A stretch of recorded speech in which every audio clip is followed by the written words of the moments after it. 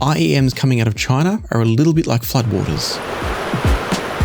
High volume, constant, and overwhelming. It's a big part of why I've mostly stopped reviewing IEMs, but there are some exceptions.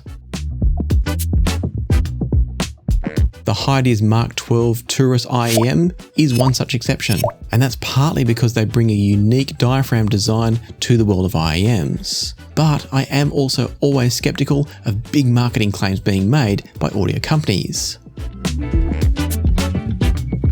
We've had so many different types of driver design over the years, with each one being touted as the best possible version of a dynamic driver, or any sort of driver. In reality, they've almost all sounded fantastic, but none have clearly shone through as definitively better.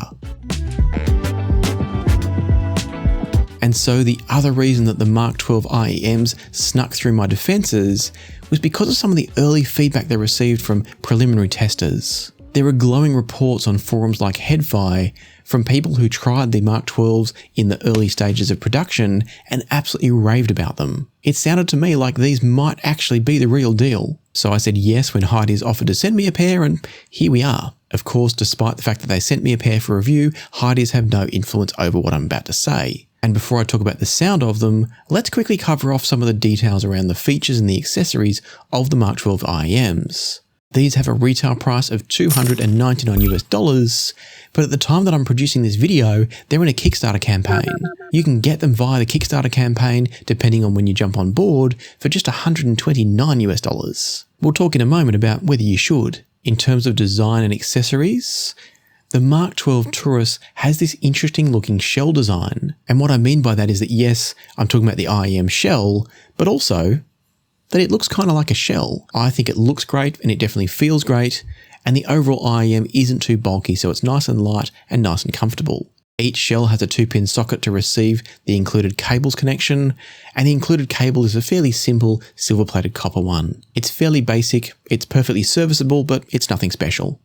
At the other end of the shells are the nozzles. These are fairly standard in terms of length and size, but they're replaceable with a total of 3 options, including the silver ones that come fitted. And we'll talk about the sound of each nozzle shortly. Connecting the nozzles into your ear canals is a nice range of tips. They're designed in such a way that you can tune the IEMs a little bit depending on which one you choose. And so none of the tips are particularly special or high-end, but they're certainly nice. Hidizs also sent me a set of their new aftermarket tip designs, and these are a lovely option if you're in the market for some new tips. They also work really nicely with the Mk12 IEMs. But I think that's enough of talking about the obvious stuff. Let's get inside the IEMs now. Each earpiece for the Mk12 Turris IEMs includes just one dynamic driver. Specifically, a dynamic driver made from pure magnesium. That's the big claim to fame of the Mk12 IEMs. And Hidizs are making some pretty big claims here, with some obvious shade being thrown at the Sony MDR Z1R headphones.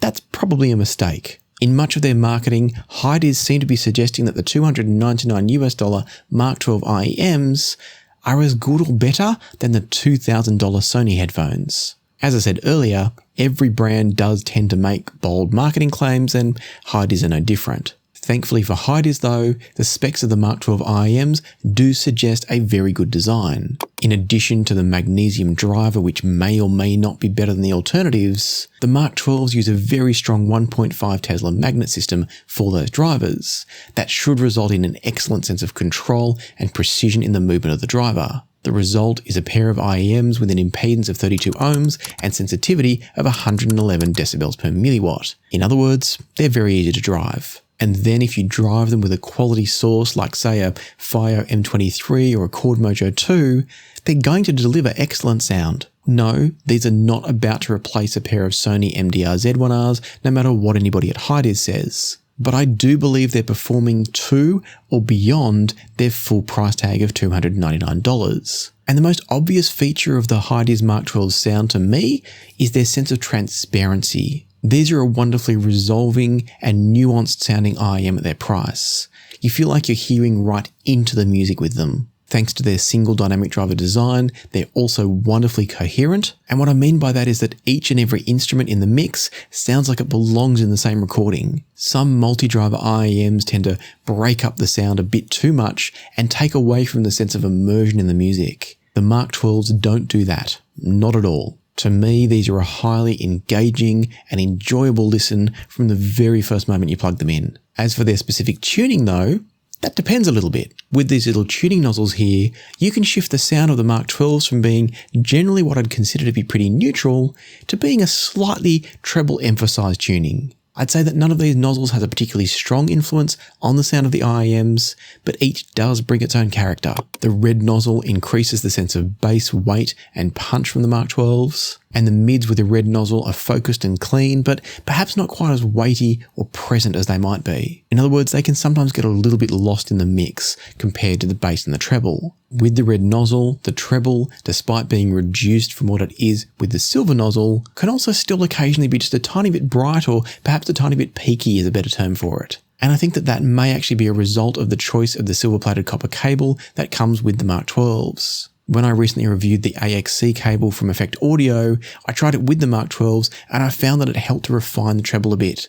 It doesn't change the frequency response, but it certainly improved the sense of treble harshness or peakiness that I was hearing with the stock cable. And then if we come back around to the nozzles and we try the other option that's included in the packet in the form of the gold or the brass nozzle, that gets really interesting. The brass/gold coloured nozzle is a very similar tuning to the stock silver nozzle. And in fact, the gold nozzle highlights a problem to me that's present in the tuning of the Mk12 and many other IEMs like it. The gold nozzle does pull back just a little tiny bit on the treble compared to the silver nozzle, and maybe delivers a hair more bass. I find the Mk12s in their stock silver nozzle tuning to be just a little bit brighter than my normal preference. And so you'd think that any of the nozzles that pull back on the treble would be preferable to me, but they're not. In fact, to me, the gold nozzles sound noticeably worse than the silver nozzles, even though all they're doing is pulling back a tiny bit of treble. Even the red nozzles don't capture my attention like the silver nozzles do,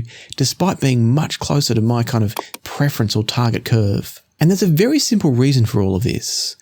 Both the red nozzle and the gold nozzle are attempting to tune the earphones by putting a little piece of foam, and different amounts of foam depending on the nozzle, between your ears and the driver inside the Mk12. Unfortunately, as is often the case with putting any kind of material between your ears and the driver, the result is a loss of something. I don't know if I'd call it transparency or energy or feel, but the magic is lost no matter how you describe it. To be clear, the Mk12s do sound great with any nozzle, but they sound properly magic with the silver nozzles.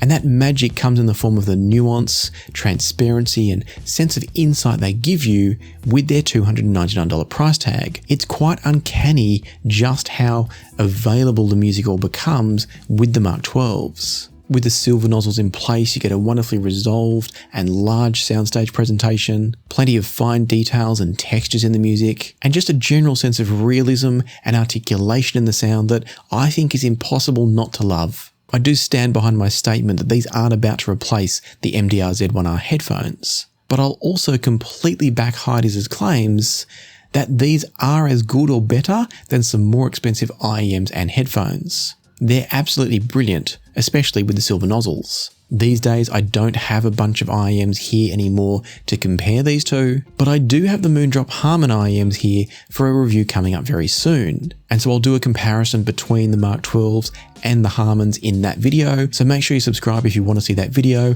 and hear a comparison between the Moondrop Harman and the Mk12s to see if the extra $100 being asked for the Harmans is worth it, or if the Mk12s are really performing at that higher level. For now though, I'm just going to reiterate how impressive and enjoyable the Mk12s are. If you're like me and you prefer a warmer tuning, don't turn away from the Mk12s just yet, because even though they're a little bit brighter, they're thoroughly enjoyable, and I think you can tune them and adjust their sound effectively with the right set of tips and or the right choice of cable. Something like a pure copper cable is going to be just the ticket if you want the Mk12s, but you like a warmer sound like I do. And of course, if you want to know a bit more about how the Mk12 sound with a better cable, I've pinned a video here at the end that's going to tell you just that.